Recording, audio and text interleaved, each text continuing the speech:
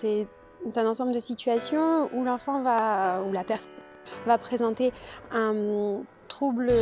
de la réciprocité émotionnelle, de la communication verbale mais aussi non verbale, donc aussi dans les gestes, et des intérêts restreints et stéréotypés. Ça regroupe l'ensemble de ce qu'on appelait avant trouble envahissant du développement, autisme typique, atypique et syndrome d'Asperger. Le premier retentissement est souvent sur le retard de langage, mais comme je le disais, à la fois sur le langage verbal et le langage non verbal, c'est-à-dire l'absence de pointage, un enfant qui fait moins de gestes à visée de communication comme au revoir, bravo, qui va aussi être peut-être trop calme ou au contraire trop agité, des colères très intenses, des fois des intolérances à la frustration, des intolérances au changement. On voit aussi souvent des particularités sensorielles qui peuvent se traduire par un trouble de l'oralité alimentaire, une hypersensibilité au bruit.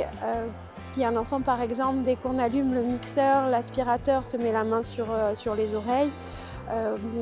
des particularités au toucher, une éviction du contact, une hyposensibilité à la douleur, des attirances particulières, une utilisation particulière des objets, un enfant qui se met à faire tourner chaque objet ou les amener très très près des yeux pour faire des stimulations lumineuses. Alors, chaque signe ne veut pas dire que l'enfant a un trouble du spectre autistique ou est autiste, mais par contre, ça doit pouvoir alerter pour qu'on puisse aller plus loin.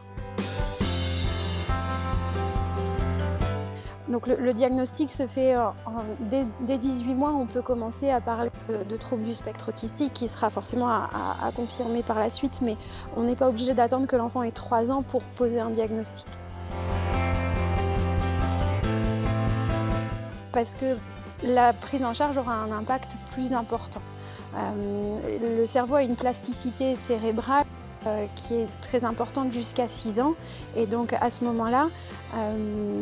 le travail qui est fait permettra à l'enfant de